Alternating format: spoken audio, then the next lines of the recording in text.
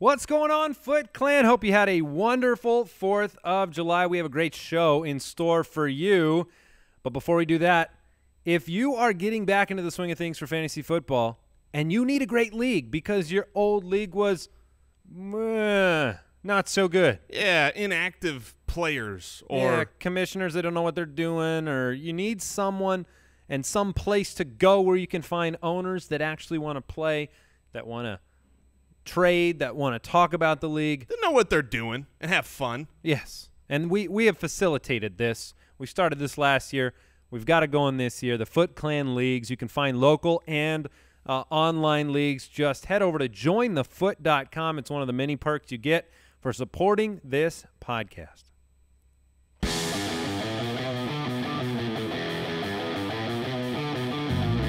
Welcome to the Fantasy Footballers Podcast, coming to you from the Play Draft Studios with your hosts, Andy Holloway, Jason Moore, and Mike Wright.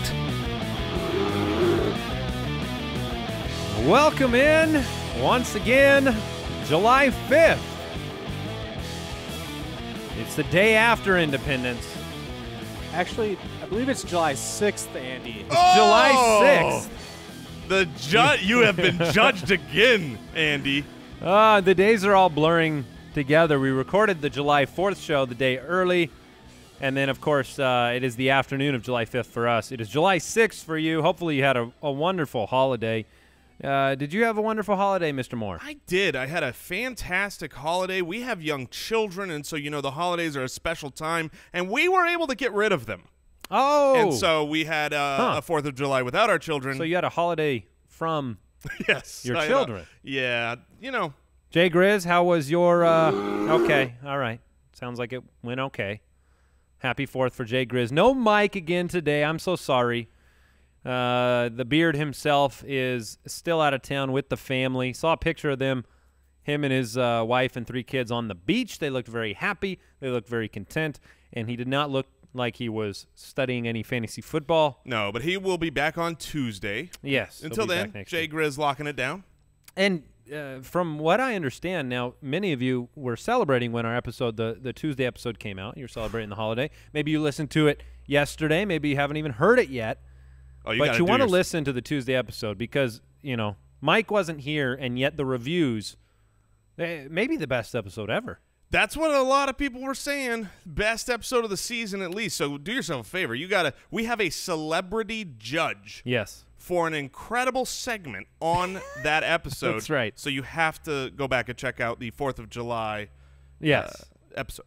Today's a great show. We have our top 20 players on the show today. That's always fun to go through. Yeah.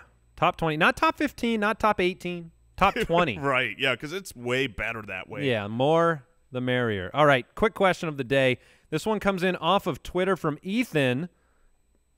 What is the most surprising player realization that you have had from making the UDK? And I have a couple that have come to mind. Do you want me to chime in? Plenty of guys. Yeah, you can go first. So I would say many. There are definitely many, but the consistency charts, when I look at the season-to-season consistency of 2 players, it was just kind of shocking to see it visually, and that would be Drew Brees, first of all. If you pull Drew Brees up in the consistency charts in the UDK, you see a mesmerizing amount of green. He finished 5th, 1st, 2nd, 6th, 2nd, 1st, 2nd, 6th, 6th, 3rd. It's pretty good. Over the last, 10 years? Yeah. And then also Antonio Gates, just seeing how consistent he has finished inside the top 12. Other than injury, it's been the last 10 years as well. So seeing that is just kind of illuminating. Yeah, our consistency charts don't even do justice to Drew Brees because we only go back 10 years, a decade, which is plenty for most people. But he's like, "Wait, I was putting these, top fantasy numbers when you guys were still in diapers." Nice start, though, for Russell Wilson, 10-8, 3-3, 11. So he has been inside of that top 12 all 5 years. That's worth noting. Yes. For me, it wasn't just perusing, but while diving deep on all the players and statting them out and projecting, is Jordan Reed for me to just see when he stacks against other players, especially, when you're looking at flex rankings and scoring across positions and within the position scarcity. I don't usually like taking a tight end early at all, but you don't have to take Jordan Reed early. Risky. It's a risky pick because of his health, but when he's out there, Rule 86. Yeah, I mean, he is a dominant force, and you can get him cheap. So he's certainly one of the guys that come across as very undervalued in drafts right now, and maybe that's because you just don't want the injury risk. But I'm taking, I avoid the risk in those first few rounds. But if I can get a Jordan Reed in the middle rounds, what am I risking? Not much, and you could argue that he is by far the safest play on the Washington offense because the hype around Jamison Crowder doesn't really translate to wide receiver 1 type of capability. Terrell Pryor's brand new to the system. Josh Doxson was hurt. You've never seen it. But Jordan Reed, you've seen this for multiple years. You just need him healthy on the field. Right. All right, if you want to follow the show, head over to Twitter at the FF Ballers. If you want to leave us an iTunes review, subscribe to the show. We'd love it if you did that. Help support the podcast. Jay Grizz needs those reviews. Yeah, Jay Grizz. He feeds off of them. Yeah. That and fish. What else do we have going on? Follow Jason at JasonFFL. Mike is at FF Hitman. I'm at Andy Holloway. Jay Grizz is at JGrizzFFL. And we do not have any news for the podcast today, so we're going to jump into a brand new segment. Whew. Are you ready? I'm so stoked because this drop is hot. Best Ball Bonanza, brought to you by Playdraft. Oh yeah. And anything cowboy themed will get me. So yeah, I'm not a big cowboy fan. Sorry, Brooks. Oh, but I am a huge best ball fan. When it comes to best ball, if you don't know what we're talking about, let's best start ball, there. Let's start there. So we have a new segment once a week. We're doing this, the Best Ball Bonanza segment, talking a little best ball during the off season. Yeah, during the off season, it'll be all about best ball. Best ball is a league format where you draft a team just like you would on your favorite drafts. Your league of record, your home league, your work league. You love that draft day, and you get to draft this team. And they're an even deeper team, so you get to go 18? Yes, this is 18 yeah. rounds. And but then you don't have to make any of the roster moves, the waiver wire pickups. They're going to take, over the course of the season, your best roster every single week, whatever would have been the max points you get, and they'll put it together. And so every week you get points, everybody else in the league gets points. And just at the end for of the clarity, year, they take your best roster in terms of you only start one quarterback in the league, but if you drafted 3, whichever quarterback had the best week, that's the one you get the points for. So they don't add the total of your roster together. They start 1 quarterback, 2 running backs, 3 wide receivers, a flex position, and a tight end. And that is the format for Playdraft. That's where we do all of our best ball, is on the Playdraft app. That's playdraft.com/ballers. What we're doing today on this segment is we're going to give you a tip for best ball. And you've heard us kind of yelling at one another, Jason and myself, on the show a little bit about a draft that we did. What is it, 3 weeks ago? It was a while ago when we were FSTA in New York. So we both participated in a draft for the upcoming season, and Jason believes his team is very, very good. Yeah. And I believe that my team is better. Well, here's what happened. Andy and Brooks can attest that before the show happened, we were prepping, and I was looking over the show notes, and my heart just dropped. My heart sank. Is that true, Brooks? I heard it. Yeah. We want to know why. Well, here's why, and I'm being honest. I looked in the app, and I see in the doc, and I see a screenshot of the app, and it says your team with my picture directly above it. And I looked at that team, and I went, oh, no, I'm going to lose this bet. But thank goodness the screenshot was from Andy's team, and it just makes me all the more confident that I'm winning this bet. I believe so dumb. The loser at the end of the season, based on these rosters here that we're going to tell you, will be wearing a men's romper during an entire episode. Yeah. Not to mention, I'm sure it's a water bet, it's a food bet, it's everything. All right. So run through your roster. Sure thing. So at quarterback, I got a trifecta at quarterback: Russell Wilson, Matthew Stafford, and Alex Smith as my 3 quarterbacks. Running backs, this is where I will be winning. Le'Veon Bell and Ajayi and DeMarco Murray and Lamar Miller and Paul Perkins. You need to start only 2 in this format. So I think I will always have 2 plus a better flex than your best wide receiver. Yeah, and you led into the wide receiver on purpose there, because if you're looking at this roster, you can see how many do you start running backs versus wide receivers? 2 running backs, 3 wide receivers, and a flex. So I almost forgot. My wide receivers, I'll kick it off there: Odell Beckham Jr., A.J. Green, Dez Bryant, Deshaun Jackson, John Brown, and Adam Thielen. My quarterback, which I would argue would you admit that my wide receivers are better than you? Yes, my wide receivers, since I didn't finish, were Devontae Adams, Larry Fitzgerald, Michael Crabtree, Jamison Crowder, Dante Moncrief, Pierre Garçon, Mike Wallace, and Kenny Brett. I went deeper. You have the higher-end players. Fair. And the reverse is true of our running backs. I have Todd Gurley, Joe Mixon, Adrian Peterson, Tevin Coleman, P. Ryan, Hunt, and Kamara. So an assortment of rookies along with Gurley, Peterson, and Tevin Coleman. I would argue that you have a better running back core. I agree. And then I think I've got a better quarterback situation, and those debatable. Yeah, I Luck, think Palmer, it's, Tannehill, Wilson, Stafford, Smith. I Here's would the take trick here. My top 2 over your top. I have Eifert and Ertz. You have Jimmy Graham and Gates. That's very comparable as well. I think it'll be close. I think I'll also crush you. Well, so those are that's the not great the thing same. about fantasy football. We get to find out. So when you're making these rosters and playing and having games, and you can do best ball. There's all sorts of different places you play best ball. We've been enjoying the play draft because, in my opinion, their app is, it's just so sweet and fast and easy. You can also do these fast. You don't have to do them slow. And they get rid of defenses, which I love, because in best ball, you end up picking a better roster of all these guys you spend the time on, and then you lose because someone had 3 Ds that just happened to line up, weekly as crazy fluky touchdown scores. My tip for you, though, is if you're doing a slow draft on any format for best ball, when you come on the clock, stop, breathe, don't make your pick, don't look at your queue, and then just take the guy you think is best. Okay?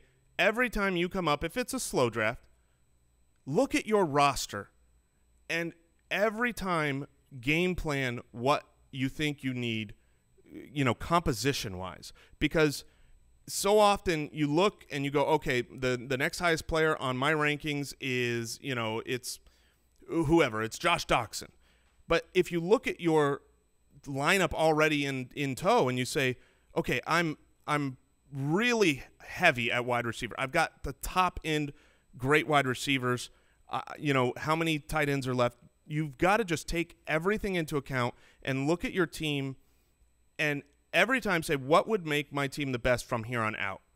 So, like, should I add maybe 2 running backs and 3 wide receivers and a tight end, but change every single time. Whenever you come up on the clock, reevaluate. I agree. That's a great perspective for best ball leagues. You didn't know this, but while we were debating our teams, I threw it on Twitter. Oh. And so you had an early lead. Right now it's 53-47. I am in the lead. So early. We'll have to check Brian in at the Willis end of the show. says, I wish push was an option here. Sheesh. So, all right. Hey, main event time. You ready to talk top 20 overall players? I sure am. All right. Let's explain exactly what you're getting here. This is the consensus top 20 players when you take Jason's rankings, Mike's rankings, and my rankings. So you could call these show rankings, not positional, not broken down by position, the top 20 overall show rankings. So individually we may disagree with exactly where they line up, but we thought it'd be fun to run through the top 20 players on our rankings. And number 20 back in the league is Marshawn Lynch. Marshawn Lynch right now has an average draft position, surprisingly, of 205. Shockingly, because I'll be honest, when we say that Marshawn Lynch has cracked our overall top 20 players, I feel like that's a hot take. I think people are surprised that we're saying, old man Lynch, we're willing to put you in our top 20. But it's not surprising to the average player. You know, the average draft position is even higher than our ranking. And so here's the lay of the land on Marshawn Lynch, right? If he's healthy, if he's not broken down, he's going to be great. Latavius Murray put up double-digit touchdowns for that team. They've got a great offense, a great offensive line. They are never – I mean, I watched the face of Jack Del Rio and all the coaches when Marshawn Lynch came in to sign the contract, and they weren't just apathetic and they weren't a little bit excited. They thought this was a Super Bowl winning move. They are not giving Jalen Richard or DeAndre Washington the ball on the goal line. Every carry inside the 5 is going to belong to Marshawn Lynch, and he will get his touchdowns unless his body's broken down. Yep. If his body's broken down and he's too old, he's not getting it done, then sure. But so the question really becomes, do we try to predict whether or not Marshawn Lynch's body is done? Yeah, I think the job that you have as a fantasy owner is to hedge that prediction a little bit. You don't extrapolate his 5th and 4th and 5th and 4th finish from basically what? That's not last year, not the year before. So 3 years ago, you don't just take that and apply it. No way. But you realize the potential's there for a top performance, and I think I like him at 20. That's fine. I'm comfortable there. It's a little bit behind the average draft position where he'd be 17, so I like it. Number 19, the guy going right after him in the draft right now, which maybe is crazy. T.Y. Hilton. Mind you, that's a standard draft ADP, correct? Right. So T.Y. Hilton is maybe, he's one of my favorite players, but his draft position is very high now, and he's certainly a player that can win you a week and lose you a week. Yeah, the T.Y. Hilton at the end of the year will be a very good, if he's not a wide receiver 1, he'll be a high-end wide receiver 2. When you're the number 1 wide receiver for Andrew Luck, it bodes well in your favor. When Luck has played, a season of health, he's been a wide receiver 1. The question is, at his draft position, it's kind of already baked in that he's going to succeed. And that's fine if you're 100% positive a guy's going to succeed. But it's hard to take people at where their ceiling is.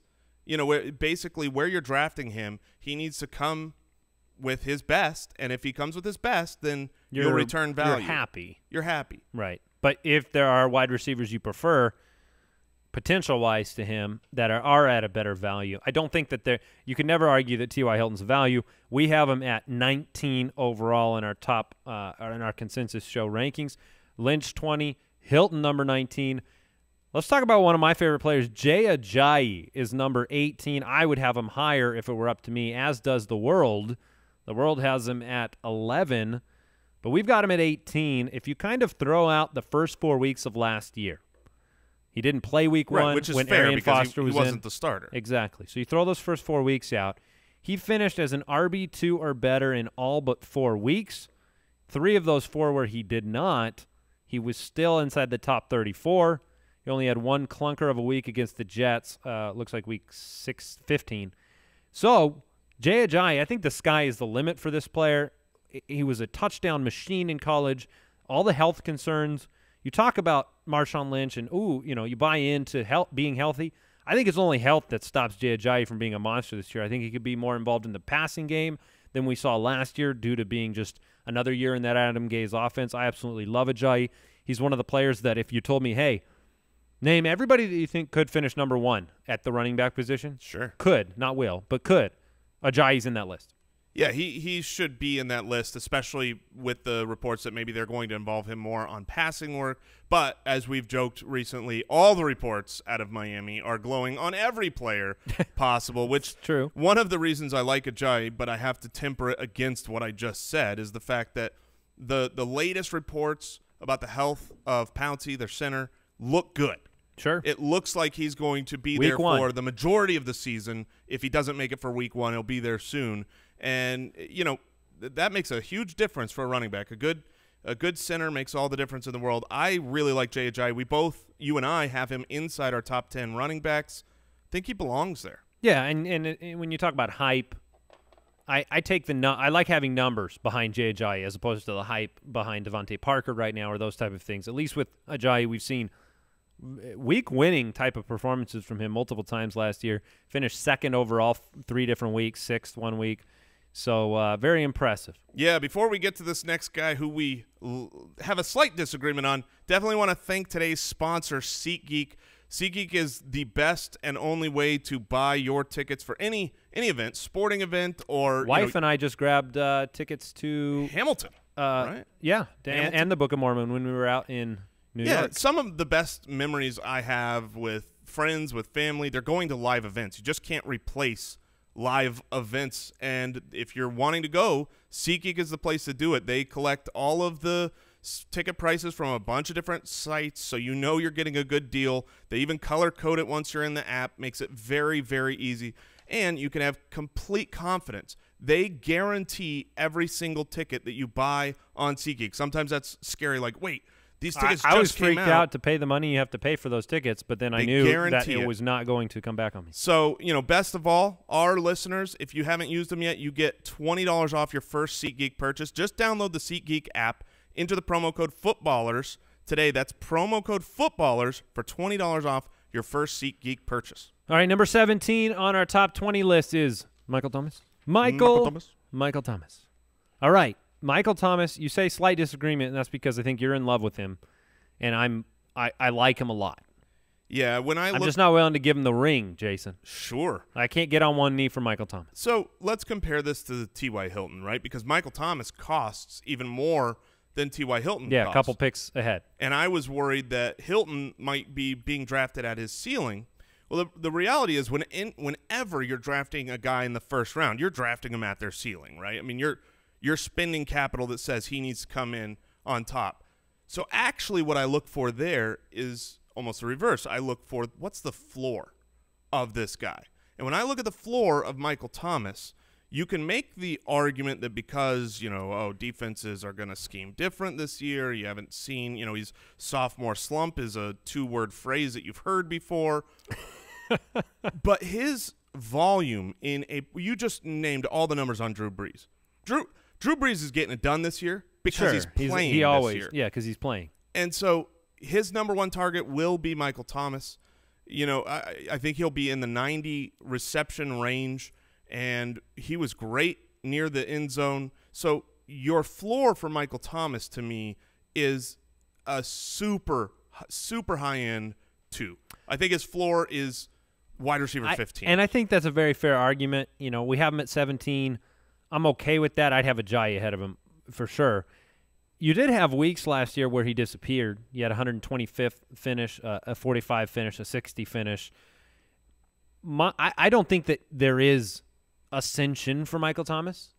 personally, Personally, I don't think there needs to be. I think he's in the same boat as Hilton, where you're kind of saying you hope you get everything you got last year to justify the draft pick. You have the opposite situation though there because T.Y. Hilton is getting, in theory, is getting a healthy Dante Moncrief back, whereas he played without Moncrief a lot last year, and we saw he was a beneficiary of that. When he was out, T.Y. Hilton did a lot of his damage.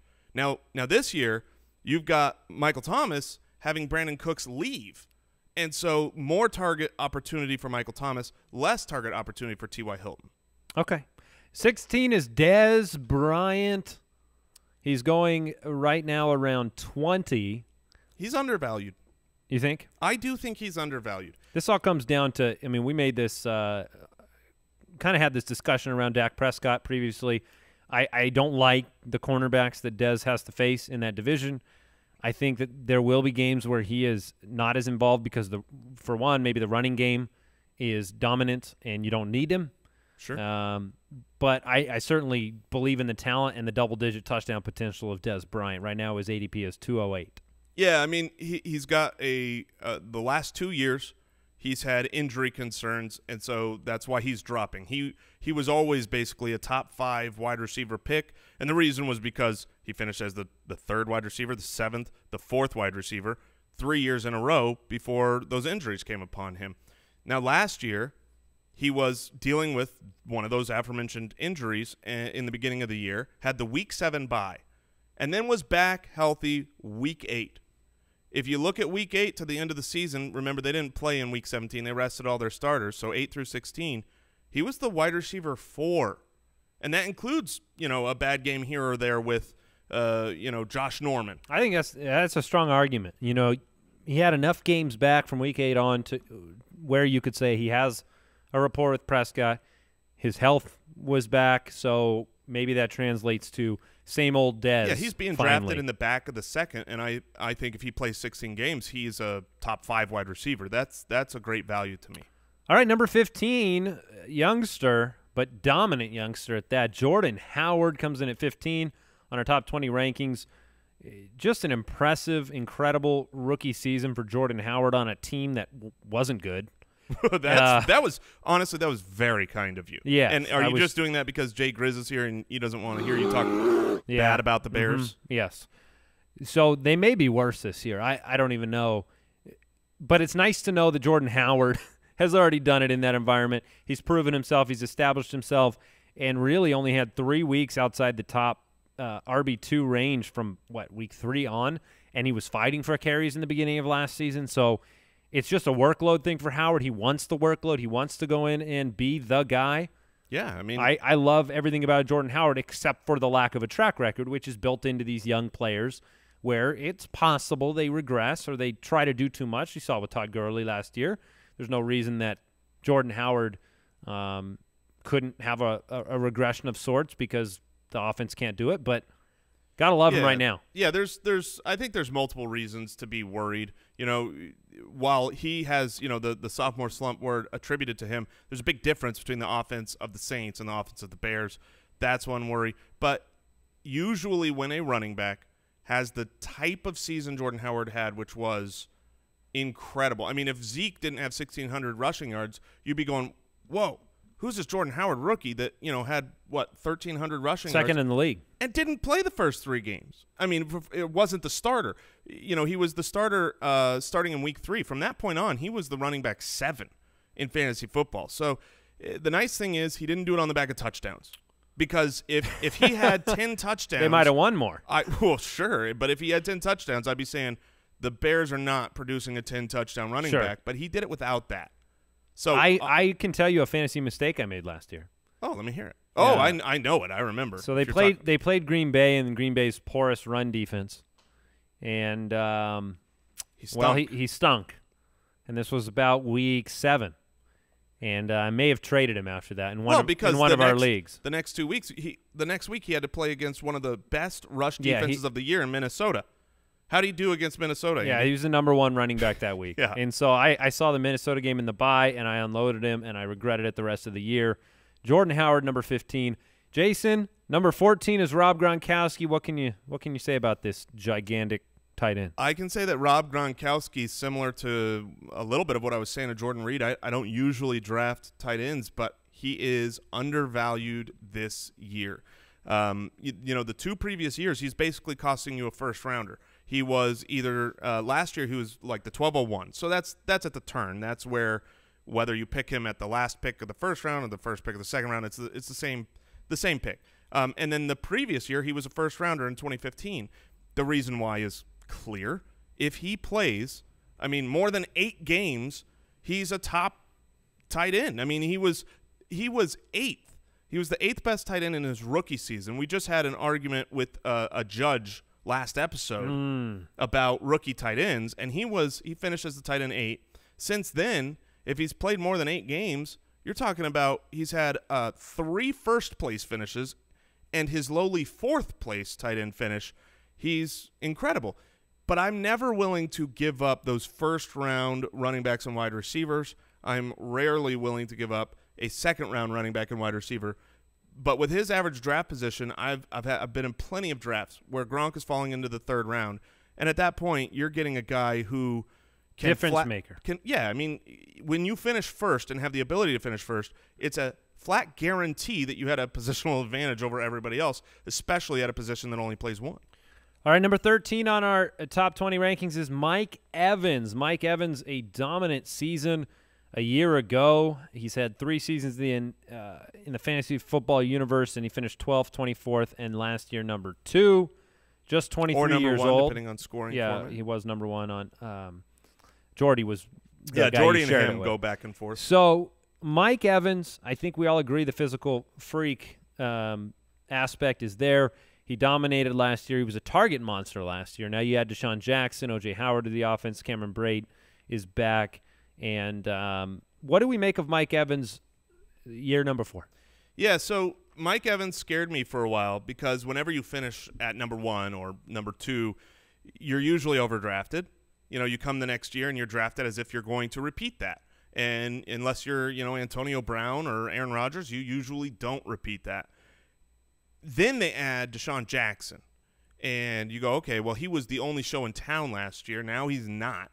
Now he's got someone else that, if Deshaun Jackson takes a 70-yard touchdown from the 30, that's one scoring opportunity away from Mike Evans, and then it goes to the running game. So I had Mike Evans a little bit lower, closer to wide receiver 10. This last week, I actually watched some film on Mike Evans to kind of test my own thoughts on him, and boy, he's really good.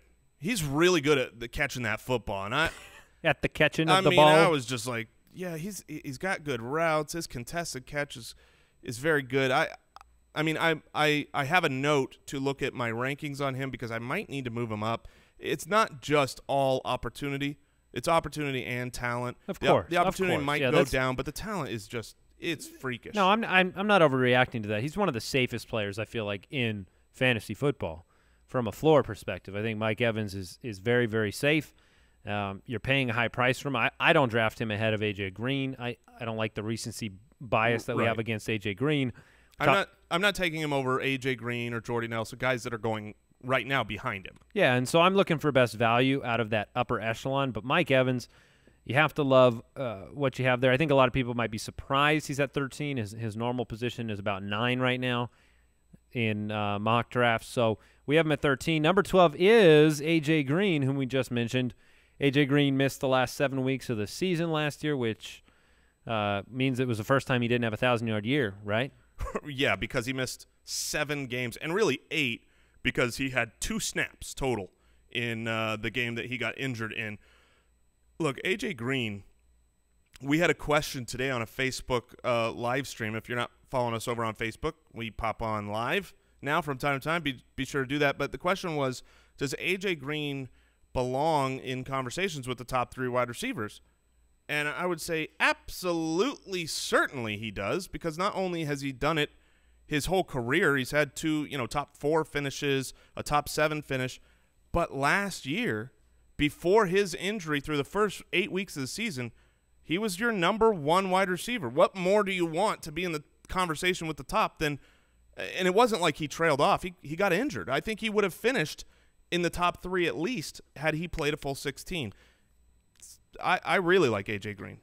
Number 11, Melvin Gordon. And you look at this consistency chart for Melvin Gordon, and for running backs? It's impervious. He had no weeks outside the top 24 until he was hurt. Yeah. So the entirety of the year, he missed the last 3 games, was hurt in the fourth to last game against Carolina.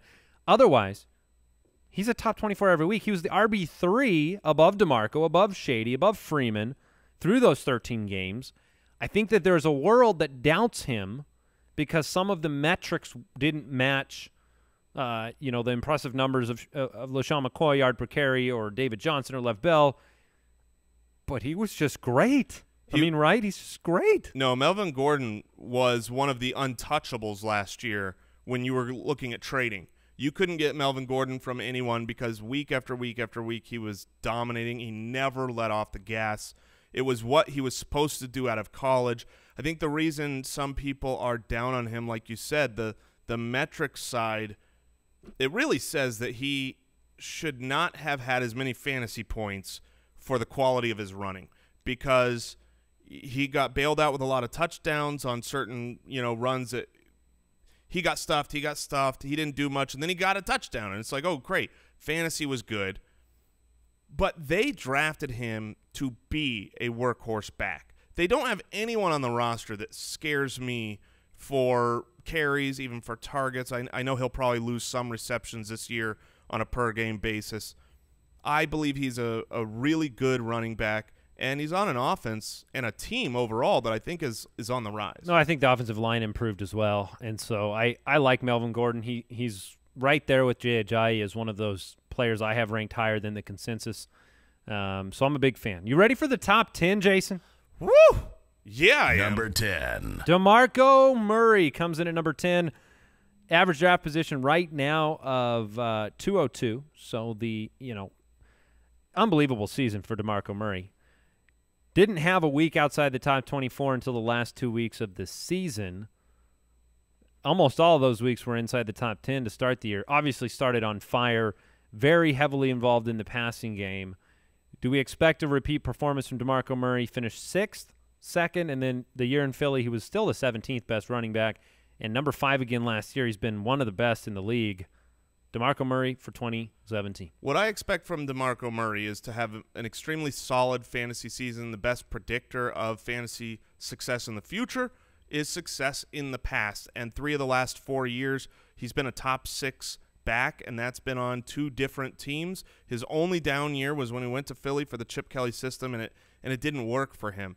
I do have concerns with him losing goal line touches and goal line carries to Derrick Henry. We saw that towards the end of the year. There's, the arguments of, well, was it because of his injury that they started giving him more rest, or was it because they wanted to move towards Derrick Henry? The truth is DeMarco Murray's going to be the primary ball carrier there, even with Henry on the roster, even with everybody calling for Derrick Henry to get the ball and be in a 50-50. It's not going to happen. DeMarco Murray will get the ball until he's injured, and I think the offense is – it's going to be good. Yeah, the offense real good. is going to probably need to score as well. Number 9. Jordy Nelson, number 9 on our rankings. Jason, you wrote an interesting stat in here. Do you want to tell the listeners what you found? Yeah, so Jordy was your wide receiver number 1 last year, depending on scoring formats, or possibly your number 2 if it was Mike Evans. He got off to a slow start, though, last year. And, he did. In the beginning of the year. 32 in he was a 32nd wide receiver in week 1, had a 25, a 62, and a 96 in the first half of the year. So you go, well, how did he finish as, the wide receiver 1 if he got off to a slow start? Well, here's the thing. From week 8 on, he was straight liquid magma. He wasn't just the number 1 wide receiver in fantasy. He was in a tier by himself. Geologists out there, is there solid magma, or is it all liquid? That is a great. I think solid magma. Are you redundant? Magma, is it redundant what you said? Probably. Usually. Geologists, a symbol. Wouldn't that just be lava rock if it's not? Yeah, I wouldn't call it magma. Probably. This is important to figure out. I guess the point is that he was either magma or he was liquid magma. One of the two, but he was great. Second and third place, right? The number 2 and number 3 wide receiver, second half of the year. No surprise. Odell Beckham Jr. and Antonio Brown, guys that you would expect to be there. They had 140.2 points and 139.2 points, respectively. So basically, they scored 140 points over that stretch. Jordy had over 173. That's almost 25% on top of what the second and third place guys did. I mean, and the thing is he's done this before. He's got multiple years of double-digit touchdowns. Since 2011, he's second in the league in total receiving touchdowns, and he missed a year. Is Jordy Nelson the Marshawn Lynch of the wide receiver position? Sure, yeah. I'll be honest. I say all of that great stuff. I see a lot of risk with Jordy. Just for regression. We saw him have 15 touchdowns in a season before. The following season, he had 7. When you have to draft him like that, it's, if he comes out and has 7 touchdowns next year, you'll be disappointed. You'll be very disappointed. All right, let's move on. Number 8. Devonta Freeman comes in at number 8. Right now, he's a first-round draft pick. Not that I'm surprised. Dominant season once again for Devonta Freeman. Last 2 years, he was the 1st and the 6th best running back. Last year, a lot of concern about Tevin Coleman before the season, and not so much anymore. Tevin Coleman produced. He was great. Yeah, but it didn't affect Devonta Freeman. In fact, not only did it not affect him, but in the games that Tevin Coleman played, Devonta Freeman was better. He produced more fantasy points with Coleman than without, and that's something that should, calm the fears of people that are like, well, Tevin Coleman's going to be more involved. Let him. Stop downing Devonta Freeman. Yeah, touchdown scorer, involved in the passing game, offers you everything you want, and the team loves him, trusts him. And they're about to sign a long-term deal. That's the rumors in the bushes, is that they're really close to locking him up, and that just says he is, from what I understand from the circles in Atlanta, he's an important part of the community. He's a cog. He's not a piece that he's is a franchise player. Yeah, exactly. And I mean, just watch the film because he's so shifty, so hard to take down, so great at catching the pass. Catching the pass. That's what you do, right? It is. All right. I mean, if there's just one pass, that's true. Yeah, you say if there's your more way. than one pass. I said it my way. Number 7. Odell Beckham Jr. comes in at number 7 on our rankings. Jason just talked about it, finished the year on hot fire. He had a slower start to the season as well. People were concerned a little bit. But after the bye, he was just he might not have been liquid magma, but, I mean, he was like – he was the number 2, right? Yeah, he was amazing. And the thing is he started his career better than just about any wide receiver in NFL history. 6.54 is his finishes. So number 3 this year is in the cards. Number 3 is coming. He has, I think he's the best. I mean, he's the best dynasty pick you can make. Absolutely. He's almost always the 101 in dynasty. I just said since 2011, you have Jordy Nelson unbelievably is at the second most receiving touchdowns despite missing a year. Odell Beckham is the 15th highest in receiving touchdowns. He wasn't drafted until 2014. Since 2014, he's leading the league. He's number 1. And it's not going to change because, 1, they target him in the end zone, but 2, he breaks those just like Antonio Brown. Yeah, so he many can of his take touchdowns, a slant route to the house. Exactly. And he's actually tied with, as far as since he's been in the league, he's tied for receiving touchdowns with Antonio Brown. And both of those guys get so many of their touchdowns on those slants that just they take it. They make their touchdown. Brandon Marshall can't take that away from him. I think Odell Beckham is safe and awesome and incredible. And it is possible we have not seen the peak at all for Odell yet. Number 6. All right, let's talk about LeSean McCoy coming in at number 6. I think some people might be surprised. Shady sliding up ahead of Odell Beckham Jr. Well, he is a slippery fish. He is a slippery fish, and he's keep him away from Jay Grizz. Am I right? Yeah, pretty much. 1, 2, 3, 4, 5, 6, 7, 8, 9, 10. 10 weeks as a running back 1 of his 16 weeks last year. 10. I mean, that's as good as it gets right there. LeSean McCoy. If you told me that this is what I'm getting next year, how do you not take him this high? Yeah, I mean, if you were a shady owner last year, you watched the games and you were so happy with the production you got, and yet you were still so upset because Mike Gillislee had 200 touchdowns. That's what it felt like. It was like they just kept giving him the ball. And Mike's the worst about this. Mike can be having a 35-point LeSean McCoy day and riding him to victory. But if Mike Gillislee takes a touchdown, he pops in. We get a text. It's like, why is this happening? It's so terrible. Well, it wasn't terrible. He was great. Yeah, I mean, and maybe he's even greater. And Shady is great. You've seen it for 2 different teams. You've seen it in different schemes. Now you're on a team with Tyrod Taylor. Teams and schemes. Teams and schemes, my man. You're on a team with Tyrod Taylor, a running quarterback, which always helps the running game. And, I mean, look, he's had 2 seasons, get rid of his rookie season where he didn't really play.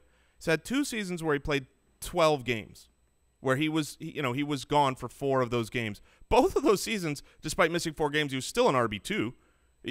But every other season of his pretty lengthy career, he's been an RB1. He's been guaranteed for that spot. He's catching the ball. He's the primary running back for a team that wants to run. He'll be on the injury report as probable. Oh, if you watch the games, he'll get about 3 or 4 times a game. You think he's died on the field. Yeah, crumpled mess, and then he just gets up and runs for another touchdown. There you go. Number 5. Julio Jones, number 5. Dominant season. 300-yard game last year, week 4 against Carolina. A key cog in an offense that was just dominant. We've had different conversations on the show, Jason and myself and Mike, with what we believe about the Atlanta offense and whether it can repeat what it did last year. But none of that imposes itself upon Julio Jones and his ranking here at number 5. Just a dominant force, 8, 2, and 6 for the last 3 years in terms of fantasy finishes, and belongs happily at the number 5 spot. Oh, absolutely. I mean, he finished 6th, but he finished 6th missing 2 games last year. Well, and we'll count the 300-yard game as 2 games. How sure, about that? there you go. The fantasy players would have.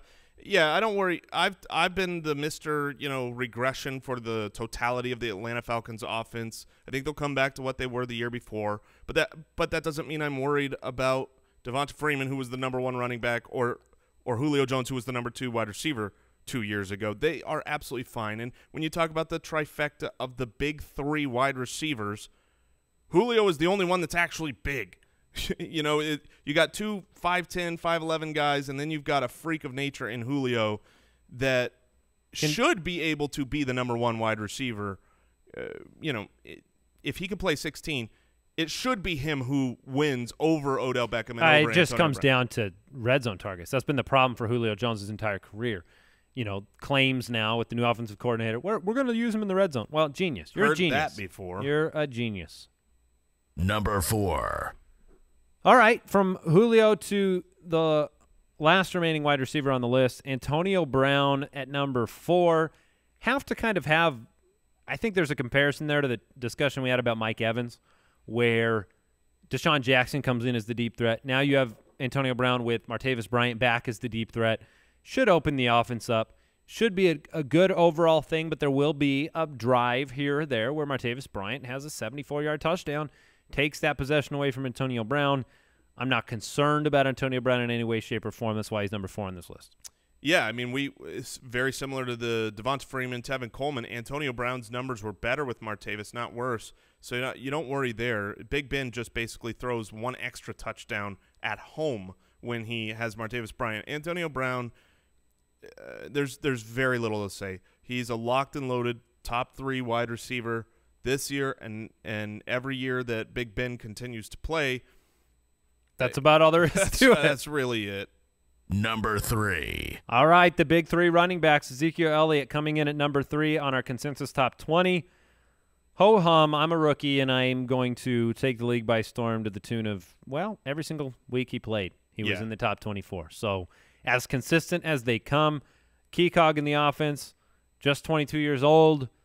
The only small corner of your eye speck of sadness that might exist is a little bit of risk on the legal problems that could be coming about based on the NFL's investigation. Remember that the NFL doesn't rely upon the legal charging of a player to impose discipline. If they feel like a violation happened of their personal conduct policy, it's in their right to suspend or punish a player. Probability of that happening, to me, it's not high. But when Adam Schefter comes out and says, hey, I'm concerned I might not draft him very high in fantasy leagues. I think he said that the feeling was that a suspension might come down. I mean, it sounded to me like a little bit of a scary proposition. So you have a probability higher than... Yeah, I mean, I feel like right now if I'm on the clock drafting, the 20% chance that he misses, some games due to suspension in my heart would say I'm going to take Antonio Brown over Zeke. That's the downside for Zeke. The upside is also there, though. I mean, he is a great pass catcher. I mean, great. I think he led, last year when it came to receiving yards or yards per reception at running back. I think only Tevin Coleman's ridiculousness was ahead of Ezekiel Elliott, but he wasn't utilized in that fashion as much as he could have been or probably should have been. So there's still room for him to grow. And you have to keep in mind that he didn't play in the last week of the season. So are you telling me I need to invest in Darren McFadden? Is that what you're telling me? Right now, little best ball investment. Until any news comes, in my 18th round pick, I might be taking some Darren McFadden. Number 2. Le'Veon Bell, number 2. Le'Veon Bell, absolutely incredible into the season. He missed the first 3 weeks and was just ridiculous after that. There's no other way to put it. The only thing that you can possibly question about Lev Bell would be injury concerns, but at this point, who else would you want? We only have one player ranked higher than Le'Veon Bell. Again, another one of those players. He's only 25 years old. What else can you say about him? Yeah, I mean, you have an injury history that you don't like to talk about with Le'Veon Bell because he's so good. He is a guy that is on so many championship teams when he plays the season. When he played last year, his pace would have broke the all-time NFL record for yards. He was that good during that time. Better than David Johnson, who had an incredible run. Lev Bell is – I would say Le'Veon Bell is better than David Johnson, is better than Ezekiel Elliott. Period. The only question for me is injury history and concern with that volume. Okay. Let's get to our last remaining player. Number 1. David Johnson. David Johnson was last year's number 1 running back. He is this year's number 1 running back in our consensus rankings. 4 different weeks he was the number 1 back last year. Other than the last game of the season in which he got hurt, he finished inside the top 19 every single week. And he's a volume play, and he's a talent play, and he's a wide receiver. He had 800 yards receiving last year. Was disappointed. We had him on the show. We talked about wanting to get to the 1,000 mark. Feels like that's well within his reach. Bruce Arians has talked about 30 touches a game for David Johnson. And you look at that offense, and you look at what worked, and you look at what the future is. There's no other option for the Cardinals than to put the ball into David Johnson's hands early and often and as much as possible. Yeah, he, to me, is very safe. He's my number 1 overall player. I think you're making a mistake in any league if you've got the 101 and you don't take David Johnson. What he does is the equivalent of 2 players. He outscored the best wide receivers and the best running backs by a decent margin. New players come in and they look at how many points quarterbacks score, because obviously the whole position scores a whole lot more than every other position, so you draft those high. Andy, who's your favorite quarterback to pick this coming year? You said you thought he was going to be on so many of your teams. You're talking about Andy Dalton? No. Higher end. Andrew Luck. Andrew Luck, who is great, who was last year's number 4 quarterback, who did not score as many fantasy points as David Johnson. That's ridiculous. I mean, yeah, if you're good. outscoring quarterbacks as a running back, and that was in standard. That's not even giving him points for reception. You do that, and he's just number 1. He outscored Aaron Rodgers. All right, so David Johnson, number 1, feel very comfortable with that. And like I said earlier, I think a couple episodes ago, it does seem like the community is heading that direction. I saw Lev at the top of more boards a month ago than I have recently. For us, it's just a matter – I mean, you're splitting hairs. If you want Le'Veon Bell, I don't blame you. If you want the additional risk of Ezekiel Elliott, but the added couple years of youth in the offensive line, go for it. But for us, it comes down to the running back position. Go mock draft. Go see what's sitting there in the 5th, 6th round this year. See how comfortable you are with taking wide receivers early when you have an option of taking one of these big 3. Maybe you work LeSean McCoy in that. Maybe it's Ajayi, Gordon, and Freeman. But getting an early running back, I think, is going to be crucial to your success in fantasy this year. It's one of the foundational principles of my teams every year. I want that workhorse back because there aren't a lot of them. It's a position scarcity issue in the NFL, and more teams are going to these kind of multi-running back offenses. So these guys are not a dime a dozen, but this year you've got 3 that you have 3 to 6 that you have to feel really confident in, 3 for sure. Yeah, I agree with that take completely. All right, that is it for today's episode. Thanks for tuning in. Check out UltimateDraftKit.com if you want to take a peek at those consistency rankings we were referencing a lot on the show today, and everything else that's in the Ultimate Draft Kit, including player profile videos for 100 different players and a ton of new content. If you're used to buying those magazines out there in the store, check out UltimateDraftKit.com because this is an ever-updating magazine of sorts, a digital product where you don't have to pick up the magazine that's been released in July and see Rex Burkhead as the breakout candidate because Mike Gillislee wasn't signed yet. Absolutely. So yeah, I hear you. And if you haven't already, do yourself a favor. Go over to playdraft.com or download the PlayDraft app on your mobile device. Playdraft.com/ballers. Oh, all right. Do that. Playdraft.com/ballers. We'll catch you on Saturday. See you later. Thank you for listening to another episode of the Fantasy Footballers Podcast. Join our fantasy football community on jointhefoot.com. and follow us on Twitter @TheFFBallers.